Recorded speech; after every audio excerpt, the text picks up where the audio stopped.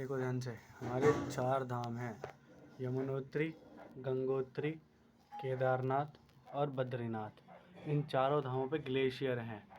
एक बंदरपूंछ, दूसरा गोमुख की जगह गंगोत्री ग्लेशियर है, गोमुख जगह का नाम है और गंगोत्री ग्लेशियर का नाम है। केदारनाथ पे केदारनाथ के नाम से ग्लेशियर है और बद्रीनाथ का बद्रीनाथ के नाम से ग्लेशियर है। अब इन चारों ग्लेशियर से नदियाँ निकलती हैं। यमुनोत्री से निकलेगी यमुना, जो सीधी चलती चलती जाएगी और जाने के बाद प्रयागराज में गंगा से मिल जाएगी। गंगोत्री के नाम से पता चल रहा है भागीरथी निकलती है। गंगा नहीं निकलेगी अभी, गंगोत्री ग्लेशियर से नदी निकलेगी भागीरथी, जो आगे जाके गंगा बनेगी। तो भागीरथी नदी निकली और इधर से भील गंगा निकलेगी कहीं से, किसी जगह से। वो दोनों मिलके जिस जगह पे ये दोनों मिलती हैं वहाँ पे टिहरी डैम है। अब ये भागीरथी नदी आगे चलते चलते देवप्रयाग पहुँची। इधर से कौन सी आ रही थी?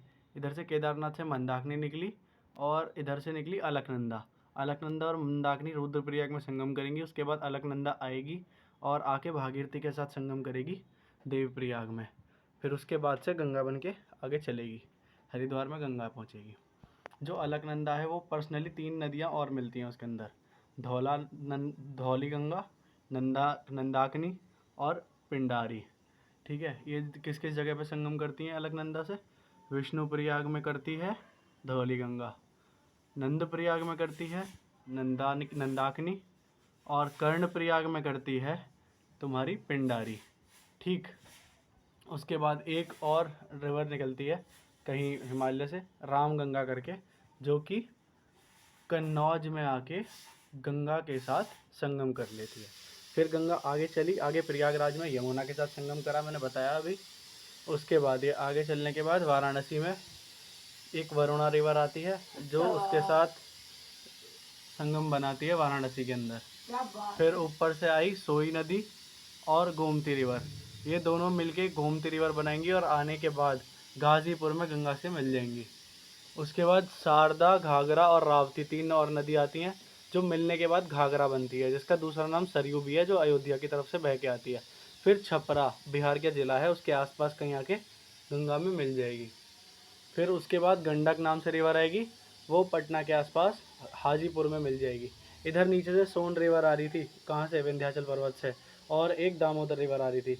तो जो सोन रिवर है वो हाजीपुर और गाजीपुर दोनों के बीच में, पटना एक डिस्ट्रिक्ट वो है हमारा राजधानी बिहार की, उसमें जाके गंगा के अंदर मिल जाएगी। फिर उसके बाद इधर से आएगी बूंदी गंगा और बागमती, ये दोनों एक रिवर आके मिलेंगी सीधे गंगा में, भागलपुर और हाजीपुर के बीच में किसी जगह पे। उसके बाद 7 रिवर्स आती हैं निकल के, एक साथ मिलती हैं और फिर आके भागलपुर में गंगा से मिल जाती हैं। इन 7 नदियों को एक साथ पढ़ते हैं तो हम सप्तकोशी रिवर बोलते हैं। ठीक, ऊपर से आ रही है ब्रह्मपुत्र, कहाँ से? मानसरोवर से निकल के। जब ये मानसरोवर से निकल के आ रही है ब्रह्मपुत्र इधर की तरफ, कहाँ से? अरुणाचल प्रदेश से एंटर करती है और फिर असम वगैरह होते हुए तुम्हारा वेस्ट बंगाल में चली जाती है। ये वेस्ट बंगाल हो गया। इधर से कौन सी आ रही है? सिक्किम से निकलती है मालदा रिवर। मालदा रिवर आके गंगा के साथ मिलती है और इधर की तरफ चली जाती है, लेकिन यहाँ पे एक डिस्ट्रीब्यूटरी निकल जाती है गंगा की, हुगली नाम से, जो वेस्ट बंगाल में जाके नीचे दामोदर नदी के साथ मिलके डेल्टा बना देती है और थोड़ी सी रिवर आगे जाती है। तो जैसे ही गंगा बांग्लादेश के अंदर घुसती है, उसका नाम परिवर्तित होकर भागीरथी रख दिया जाता है।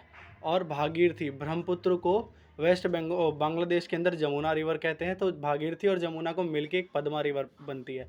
पूछे गंगा का बांग्लादेश में नाम क्या है? तो भागीरथी, और जमुना नदी के मिलने के बाद है पद्मा। फिर इधर इधर बांग्लादेश में ही एक मेघना रिवर आती है, जो पद्मा से मिल जाती है।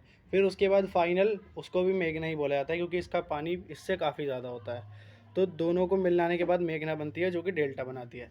तो कभी भी गंगा यहाँ पे डेल्टा नहीं बनाती, हुगली और मेघना रिवर, ये दोनों रिवर डेल्टा बनाती हैं। सुंदर उनका एक बार दोबारा देख लो।